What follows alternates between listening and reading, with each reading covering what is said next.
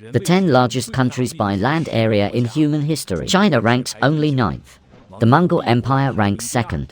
The first place covers an area of up to 35.5 million square kilometers. In today's world, Russia, with its vast territory of 17.1 million square kilometers, stands at the head of all countries in land area, accounting for about 11% of the Earth's land area. However, if we extend the timeline back through the long river of history, all the formidable empires that once existed had territories so vast and colonizations so that they even far exceeded all modern nations. One of the largest countries even controlled 1/4 of the total land area of humanity at the time. Today, follow world's best to take a look together at the 10 largest superstates in human history.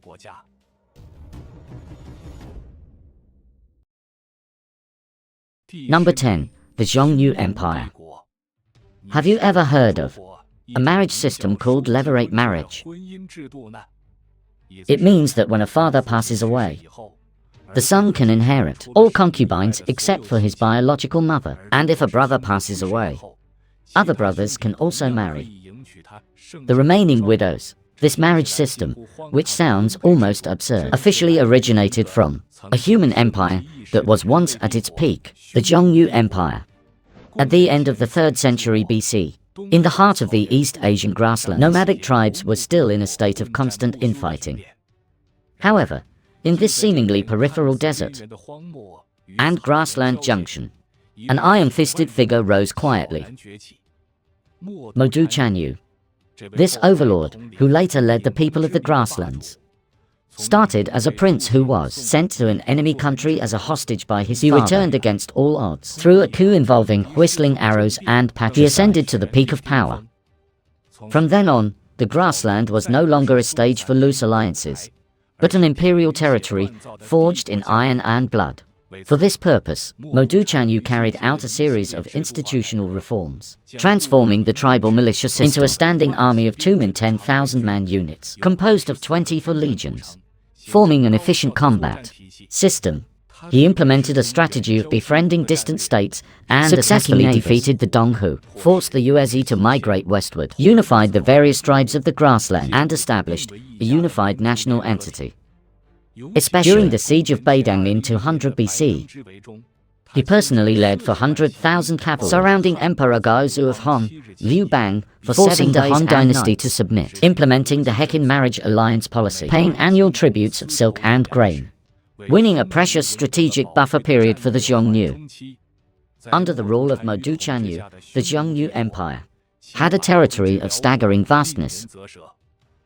According to the records of the grand historian, biographies of the Xiongnu reached Liazuo in the reached the western regions in the west, reached Lake Baikal in the north, and was adjacent to the Great Wall encompassing the entire territory of present-day large areas of northern China, southern Siberia in Russia, and the eastern steppes of Kazakhstan, with a total area of up to approximately 7 million square kilometers. This area not only surpassed the Western Han dynasty of the same period, but also built a nomadic empire of unprecedented scale. So how did this grassland empire, spanning millions of square kilometers, coordinate such a vast territory? Perhaps the answer is different from what many imagine. The Mobei grassland was the heartland of the Xiongnu, with lush grass and abundant resources. It was the location of the Chanyu's court. The Monan grassland served as a buffer zone to the Central Plains, allowing the Xiongnu to switch flexibly between war and peace.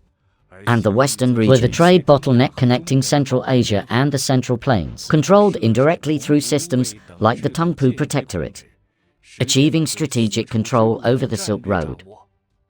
This imperial model of co-pastoral areas and agricultural fringes was later repeatedly copied by the Mongol grassland empires.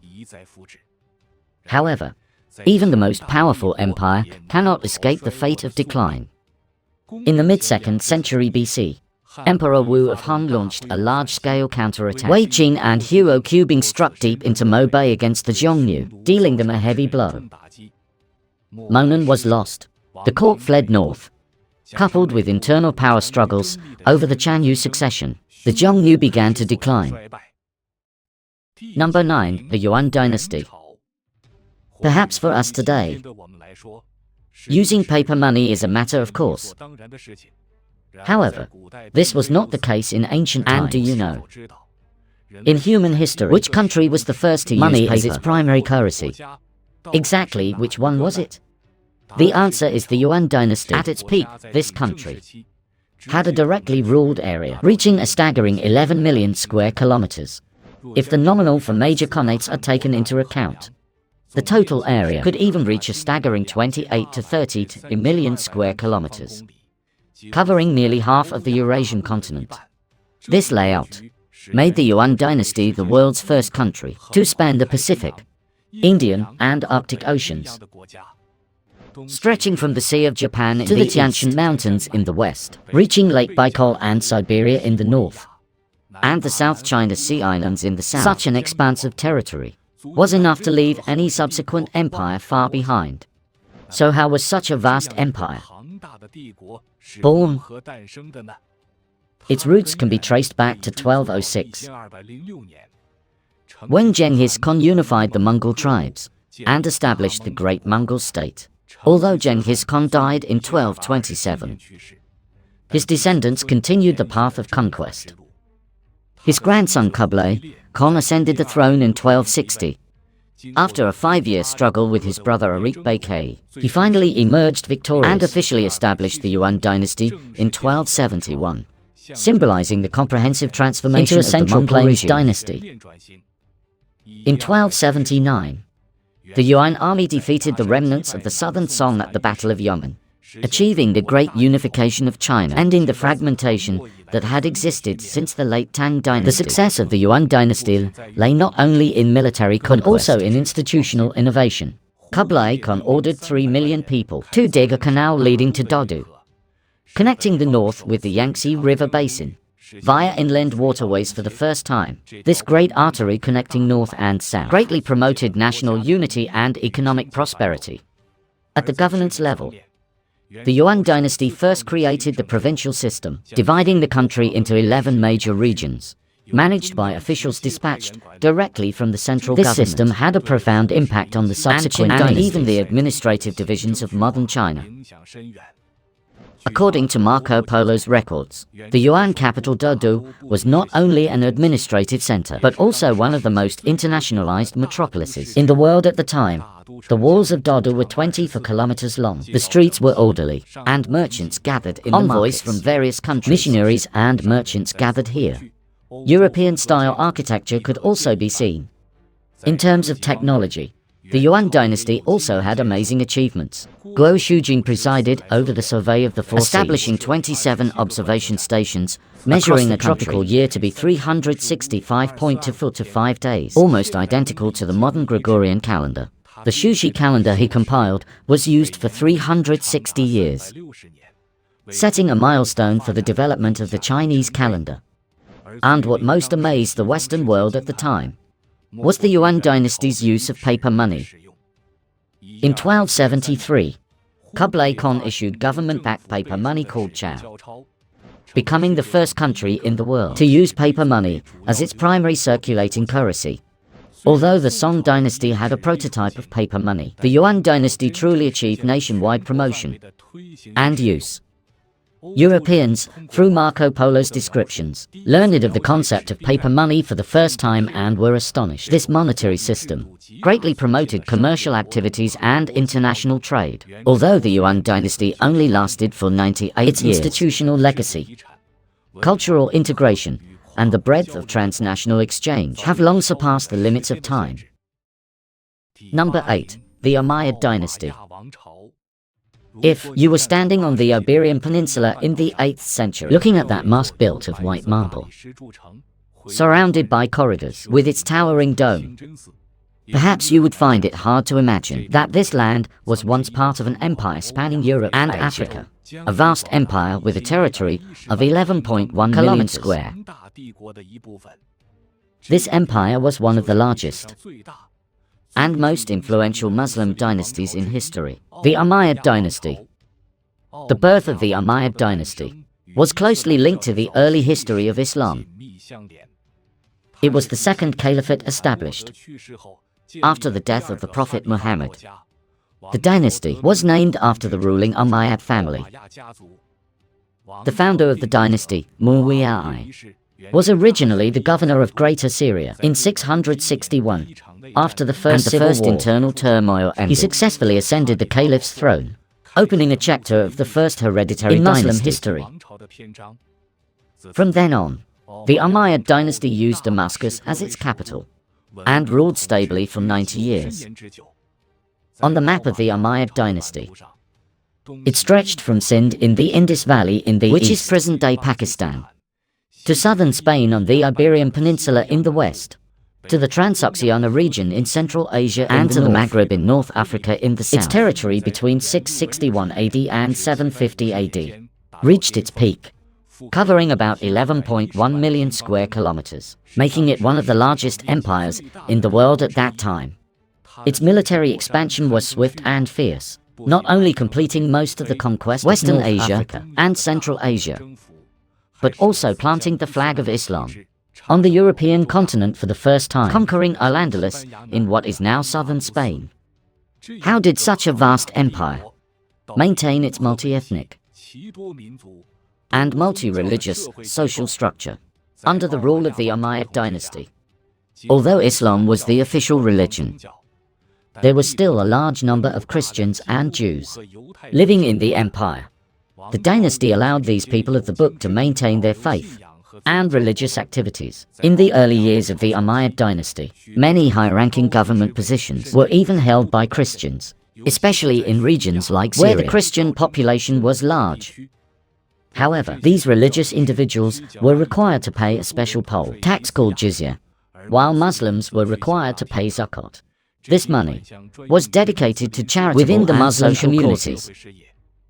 Although this policy constituted a religious hierarchy, it also, to some extent, maintained the stability and economic foundation of the empire. However, even a vast empire cannot escape the fate of power struggles. The rule of the Umayyad dynasty was divided into two stages. First, from 661 to 684, the Safyanid family, descendants of Abu Sufyan, held power. Later, the Marwanid family, starting with Marwan, continued to rule until 750. As time passed, the dynasty became increasingly corrupt, and dissatisfaction among frontier peoples grew, coupled with discrimination against non-Arab Muslims, triggering a strong backlash, ultimately leading to another decisive change of regime. In 750, the Abbasid revolution from the regions of Persia and Iraq. The Umayyad dynasty was overthrown. Number 7. The Abbasid dynasty. The fall of the Umayyad dynasty in 750 marked the end of an era in the Islamic world. However, it was precisely during this great change that a new and glorious chapter quietly unfolded. The Abbasid dynasty rose. In 762, Caliph al-Mansur founded Baghdad and established it as the new political and cultural center. This rising city on the banks of the Tigris River quickly developed into the heartland of the Islamic Golden Age. Its status was comparable to any famous city in the world at the time. Baghdad was not only the administrative center of the empire, but also the cradle of science, literature, art, and philosophy. The House of Wisdom in the city became one of the most famous academic institutions in the world, attracting scholars from all over. In this multi-ethnic and multi-religious environment, cultural exchange was extremely active. As historian Bernard Lewis pointed out, at its peak from the 8th to the 13th centuries, the Islamic Arab world was at that time the most powerful military and economic entity on earth. Its influence spread far to Europe, Africa, India, and even China. During this period, the most notable caliph was Harun al-Rashid. Under his rule, Baghdad not only became the wealthiest city in the world, but its prosperity was also captured in the legends of the 1001 Nights. According to historical records, at its peak, Baghdad had a population of over 1 million, with a circular layout nearly 3 kilometers in diameter, surrounded by 3 layers of walls, with 4 gates leading to the edges of the empire in all directions. There were even pontoon bridges across the Tigris River, making it the most advanced urban engineering miracle of its time. In this city, Arabic numerals, algebra, the decimal point system, and a series of medical breakthroughs were born. While Europe was in the Dark Ages, the Islamic world was soaring in the light. From Cordoba on the Iberian Peninsula to the vastness of Central Asia, the territory of the Abbasid dynasty was boundless. By 1000 AD, the population under imperial rule reached 60 million, encompassing present-day Spain, Portugal, Sardinia, Sicily, North Africa, the Middle East, and most of Central Asia, possessing 11.11 million square kilometers of land. The court life of the Abbasid dynasty was extremely luxurious, far surpassing the previously simple caliphate traditions. Historical records state that, on the occasion of an audience with a Byzantine envoy, there were 700 attendants, 7,000 eunuchs, 160,000 soldiers, and mechanical tree statues decorated with splendor, lined up for the procession. The palace was hung with gold-threaded curtains. There were as many as 22,000 carpets, and even an artificial tree made of gold and silver, with leaves swaying in the wind, and birds making pleasant singing sounds, like a fairyland. However, turmoil lay hidden beneath the prosperity. After the death of Harun al-Rashid, civil war broke out within the empire, and the state gradually fragmented. In the mid-9th century, new local dynasties, such as the Aglobids, the Saffarids, and the Samanids carved out their own territories. Despite a brief revival afterward, it failed to prevent the decline and fall of the empire. In 1258, the Mongols captured Baghdad. Caliph al-Mustasim was executed. This glorious dynasty came to an end.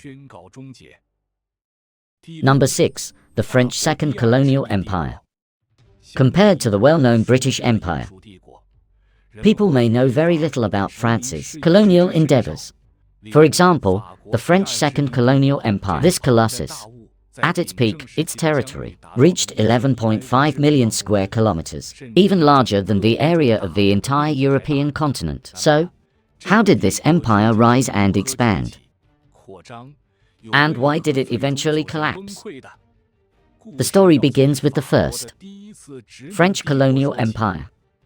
In the mid-18th century, France once had vast colonies in North America, including the famous New France region and the rich sugar islands. However, a series of wars, especially the 7 Years' War from 1756 to 1763, resulted in France having to hand over most of its North American territories to Britain. In 1803, Napoleon sold the vast Louisiana territory to the United States for $15 million, completely ending French rule in North America. At the same time, Saint-Domingue in the Caribbean also became independent in 1804 due to a slave uprising, making this once wealthiest colony break away from France. By the early 19th century, the first French colonial empire had almost vanished. But the dream of empire did not end. In 1830, France launched a military invasion of Algeria. This marked the beginning of the Second Colonial Empire. After 17 years of brutal warfare, Algeria was completely annexed and became a direct part of France. Soon after, France successively occupied large areas along the coast of West Africa and began its advance into Asia, especially establishing footholds in the Indo. Present-day Vietnam, Laos, and Cambodia were all once part of French Indochina. By the end of the 19th century, France already controlled almost the entire West Africa, including today's Mauritania, Senegal, Guinea, Mali, Ivory Coast, Benin, Niger, Chad, the Central African Republic, and the Republic of the Congo. At the same time, France also acquired Tunisia, Morocco, and the small East African nation of Djibouti, and after World War I, obtained Syria and Lebanon, which were formerly part of the Ottoman Empire, as well as former German colonies Togo and Cameroon. By the early 20th century, this massive colonial network officially reached its peak.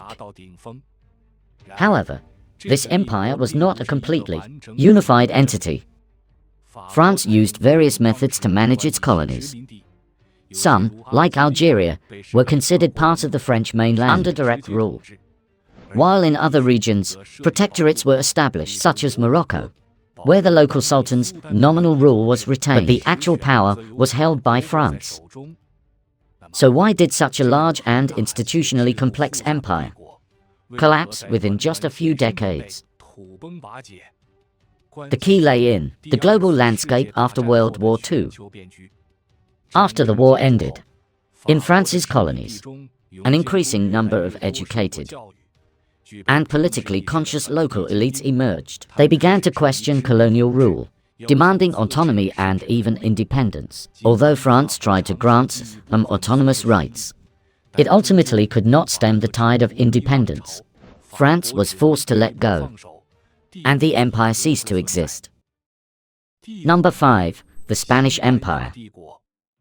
Magellan, the Portuguese-born Spanish navigator, led a fleet from Spain in 1519, starting the first circumnavigation of the world in human history. Although he himself died in battle in the Philippines, his fleet finally returned to Spain in 1522, completing this feat. This voyage not only shocked European countries, but also marked the starting point of the Spanish expansion in the Pacific region. In 1492, Columbus was funded by Isabella I and Ferdinand II to reach the Americas for the first time. From that moment on, Spain began 3 centuries of expansion in the Americas, Africa, Asia, Europe, and even on remote Pacific islands, establishing vast colonies. Together with the Portuguese Empire, Spain led the Age of Discovery, becoming one of the first countries to achieve global dominance. At its peak, that is, from the end of the 18th century to the beginning of the 19th century, the total area of the Spanish Empire reached a staggering 13.7 million square kilometers.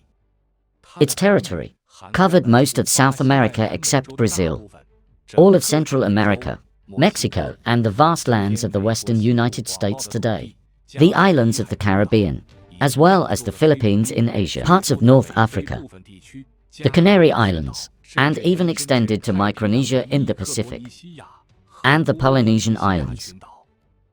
The empire's prosperity was inseparable from the accumulation of wealth located in Zacatecas, Mexico, and the Guanajuato mining areas, as well as the Potosi silver mine in Bolivia. They continuously provided for the Spanish crown, gold and silver. This wealth not only enriched the royal treasury, but also funded foreign wars and colonial expansion. At the same time, Genoese bankers, keen on commerce, provided crucial financial support to Spain, making large-scale armies and expeditions possible. However, by 1700, Charles II of the Habsburg dynasty died without an heir. Philip V of the Bourbon dynasty ascended the throne, triggering a series of reforms, such as the Nueva Planta decrees, attempting to weaken local privileges and strengthen central authority. These reforms, though they strengthened imperial control in the short term, also intensified social tensions between the Spanish nobility born in Europe and the native-born Creoles in the Americas, which continued to intensify imbalances in economic policies, the colony's dependence on the mother country, and the spread of Enlightenment ideas. Finally, in the early 19th century, ignited the wave of independence in the Americas in 1976, after the withdrawal from the last colony in Africa. The Spanish Empire officially came to an end. Despite this, the language of the Spanish Empire, religion and legal system, still deeply influenced Latin America, the Philippines, and other places. Until today, Spanish has become the world's second most spoken native language. The architecture left by Spanish colonization, religious and cultural traces can still be found on major continents. This makes us wonder, If this empire had never collapsed, what would the world be like? Perhaps today's global landscape would be completely different. Fourth place, the Qing dynasty. Generally speaking, when one nation invades another country, it is often accompanied by intense cultural conflict and systematic brainwashing strategies, weakening the original culture and imposing a new ideological system to achieve stability of rule. However, the Qing dynasty did the opposite after entering the Central Plains. This dynasty, established by the Jurchen people, after successfully establishing its regime, did not try to erase the marks of Han culture. Instead, it actively learned and absorbed Han culture, to the extent that it became, in Chinese history, the dynasty with the most extensive territory. The roots of the Qing dynasty can be traced back to 1616, when the Jurchen leader Noruchi established the later Jin in Hichuela, starting the pace of conquering the world. He unified the Jurchen tribes and built a military system centered on the 8 banners. His son Hung Taiji proclaimed himself emperor in Shenyang in 1636, changing the country's name to Great Qing. In 1644, the Ming dynasty fell due to Li Zikeng's uprising. Wu Sangui, the general guarding Shanhai Pass, led the Qing army. The Qing army then captured Beijing, establishing their rule in the Central Plains. Facing the persistent resistance forces in the south, the Great Qing regime continued its conquests over the following decades, finally unifying the whole country in 1683. So how did such a dynasty established by foreigners gain a firm foothold in the Central Plains to govern such a massive country? The Qing dynasty constructed a complete and effective administrative system. The center had the cabinet and 6 ministries and the Grand Council, strengthening imperial power. Locally, it was managed by province, prefecture, and county levels. Even more commendable was the effective integration of frontier regions. For example, Xinjiang was managed by the General of Ili, Tibet had the resident minister in Tibet, and Mongolia had the General of Uliastai. This governance model, which respected local characteristics while strengthening central control, ensured the long-term unity of the country. If the territorial and systems formed the skeleton of the Qing Empire, then cultural tolerance and fusion were its soul. During the ruling process, the Qing actively promoted the fusion of Manchu and Han cultures. Emperors learned Han culture, gave important positions even in calligraphy and clothing. Traces of deep Han influence were reflected. At the same time, the Manchu language and Manchu customs also entered the Central Plains society. For instance, the Qipao was evolved during the Qing dynasty from the clothing of the Banner people. The Qing was no longer a single ethnic dynasty, but gradually evolved into a multi-ethnic and multicultural co-governed country.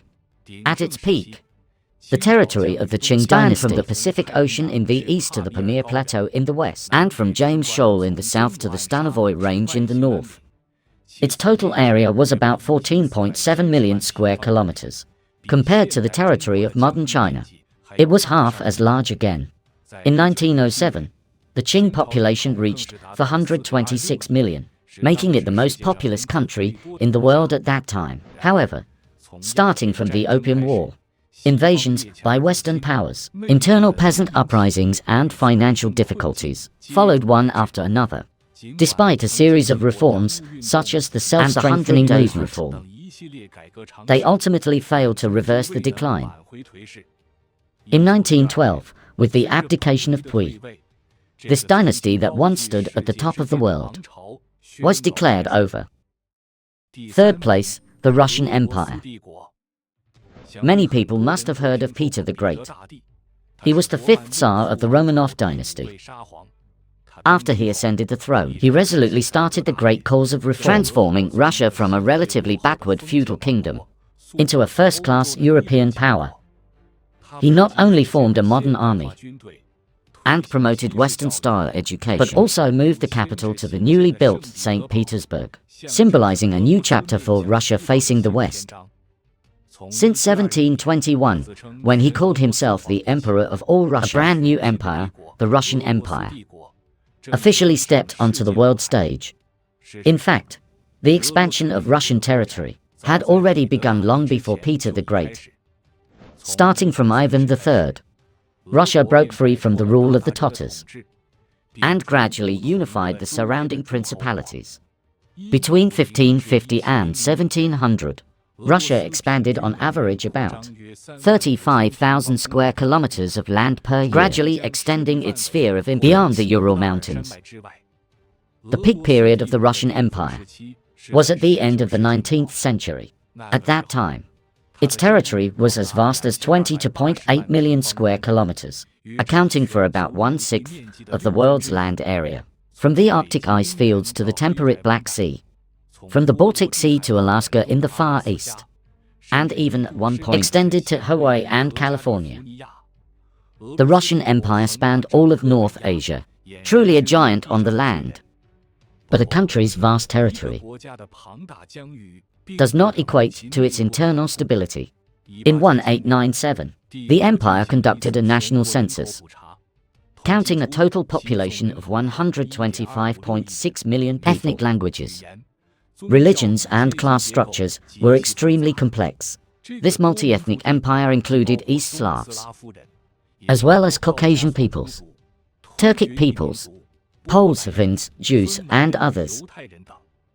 This diversity was both a resource for the empire and a potential factor of instability. Though powerful on the outside, internal crises quietly fermented at the end of the 19th century. The famine of 1891-1892 took the lives of hundreds of thousands, stirring up widespread social discontent. At the same time, the empire's industrialization was slow. The serfdom system had only recently been abolished. The social structure struggled to adapt to the wave of modernization. As European countries gradually moved towards constitutionalism and Russia remained the last autocratic empire in Europe. This backwardness triggered the rapid spread of radical ideas. Socialism and anarchism gradually rose among intellectuals and the working class. In 1905, a revolutionary storm swept across Russia. Although eventually suppressed, it forced Nicholas II to make concessions by establishing the State Duma. However, the emperor still held real power. The reforms were merely superficial. The people's discontent was not truly alleviated. In 1917, the February Revolution broke out in Petrograd. Nicholas II was forced to abdicate. The Russian Empire, which lasted nearly 2 centuries, was declared over. But the story was far from over. In the subsequent October Revolution, the Bolsheviks overthrew the provisional government, established the Russian Soviet Federative Socialist Republic, and withdrew from the First World War. Following that, a bloody civil war swept across the entire former imperial territory. The Bolsheviks, under the policy of Red Terror, finally won and established the Soviet Union in 1922. Second place, the Mongol Empire. On this earth, there was once such a country. Its territory could start from the eastern shore of the Pacific, extending all the way to the western shore of the Black Sea. The southernmost point reached the South China Sea, and the northernmost was the icy lands of Siberia. This is the Mongol Empire that we are all familiar with in history. This empire reached its peak in the 13th century, spanning the Eurasian continent, with an area of 23.5 million square kilometers. In fact, the legendary story of the Mongol Empire began with a young man named Temujin. He was born in the turbulent late 12th century. At that time, tribes on the Mongolian grasslands fought each other for a long time. Temujin, with his amazing military talent, organizational skills, and extreme emphasis on loyalty, gradually unified the Mongolian tribes. In the year 1206, on the banks of the Onon River, the leaders of the tribes unanimously elected Temujin as the Great Khan, with the title Genghis Khan, marking the official birth of the Mongol Empire. Genghis Khan did not stop at unifying the grasslands. He began a shocking path of expansion. The first Western expedition took place in 1-191-5. He led his army to conquer the Khwarezmian Empire, taking large amounts of land in Central and West Asia in one go, even reaching deep into the Volga River basin. Following that was the second expedition, led by his grandson Bata. the Mongol army conquered Russia, Poland and Hungary. Reaching the banks of the Danube, the European continent was shaken by it. The third Western expedition was led by another grandson of Genghis Khan, Hulagu. He campaigned in West Asia from 1253 to 1260, destroying the Abbasid dynasty and taking the regions of Persia and Mesopotamia. Within just a few decades, the Mongol Empire had become a truly Eurasian superpower. In the Middle Ages, without highways or satellite communications, how did such a massive country operate? This brings us to the YAM system. The Mongols established a dense and efficient network of relay stations, with stations at certain intervals, for messengers to change horses and rest for supplies. According to records from the imperial capital Karakorum to the Khanate in Persia, there were over 1,500 allowing stations, intelligence, orders, and trade activities to circulate quickly. The efficiency of this system was unmatched in the world at that time, almost equivalent to a high-speed network of the Middle Ages. Not only that, the Mongol Empire's governance philosophy also showed a kind of tolerance beyond its time. Although established through conquest, Genghis Khan and his successors implemented a policy of religious tolerance, respecting the beliefs and cultures of all ethnic groups in the areas ruled by the empire. Buddhism, Islam, Christianity, Taoism, etc. coexisted. Religious believers could move freely. It was this inclusive policy that allowed the empire, in a multi-religious context, to maintain relative stability and prosperity. With the reopening of the Silk Road, a large number of merchants, envoys and scholars traveled throughout the empire. China's gunpowder, printing, compass and other important technologies were passed to the West, while Arabian medicine, astronomical knowledge, and artistic styles also gradually seeped into the East. However, due to the territory being too large, constant disputes among successors, and the rise of local forces, this massive empire eventually split into several khanates and gradually moved towards decline. But it is undeniable that the achievements it created in just 1 century are still breathtaking today. First place, the British Empire. Have you ever wondered why in the past Britain was called the empire on which the sun never sets? This is actually not an exaggerated metaphor, but stems from a startling fact. During Britain's peak, no matter which direction the earth turned, in the places where the sun shone, there was always a part that belonged to the British Empire. The largest empire in history once ruled about 1/4 of the world's land, influencing over 400 million people, accounting for 23% of the world's population at the time. Its territory spanned 5 continents, from the Indian Ocean to the Atlantic, from the southern tip of Africa to the Arctic Circle. Its massive scale and strong influence made it a global hegemon in its own right. The rise of this empire began in the late 16th century. England at that time, seeing Portugal and Spain, through geographical discoveries, obtain huge wealth, also began to try to establish its own overseas colonies. Initial colonial attempts focused on the Americas, but real imperial expansion began in the 18th century and reached its peak from the 19th to the early 20th century. In this process, the East India Company played a crucial role. This trading company, headquartered in London, initially only engaged in commodity exchange, but quickly developed into having its own private army, establishing strongholds in India, and finally controlling the entire subcontinent as a giant entity. After the Indian Rebellion of 1857 broke out, the British Crown officially took over control of the East India Company. From then on, India became the core of the British Empire. Starting from India, Britain continued to expand to other parts of Asia. At the same time, in Africa, Australia, North America and Pacific Islands, colonies were established. By 1913, the British Empire's territory reached its historical maximum, covering about 35.5 million square kilometers, equivalent to 24% of the Earth's land area. This kind of global rule made the British Empire not just a geographical phenomenon, but also a network for the spread of politics, language, and religion. So how did such a powerful empire go into decline? The answer is not unique, but World War II was undoubtedly a key point. Britain fought on 3 fronts in Europe, Asia, the economy was nearly bankrupt, and war debts were overwhelming for the Crown. This war exposed the problem of overexpansion of the empire, and also stimulated the awakening and resistance of colonial people. In 1947, India, under the non-violent struggle led by Gandhi, gained independence. The British Empire lost the most precious jewel in the crown. This became the trigger for the disintegration of the empire. Subsequently, colonies became one after another. But though the empire is gone, its influence remains. Today's world in terms of law, language, sports, and even diet can still see the imprint left by the British Empire. English has become the most common global language. Cricket and rugby are popular in India, Australia, and other places.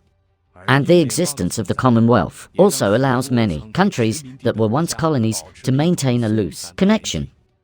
For example, Australia, Canada, and New Zealand still recognize the British King as the head of state. Alright, that's all for this video. I wonder which of the 10 largest countries in history introduced today left the deepest impression on you. Welcome to tell us in the comments section below. Thank you for watching. See you next time.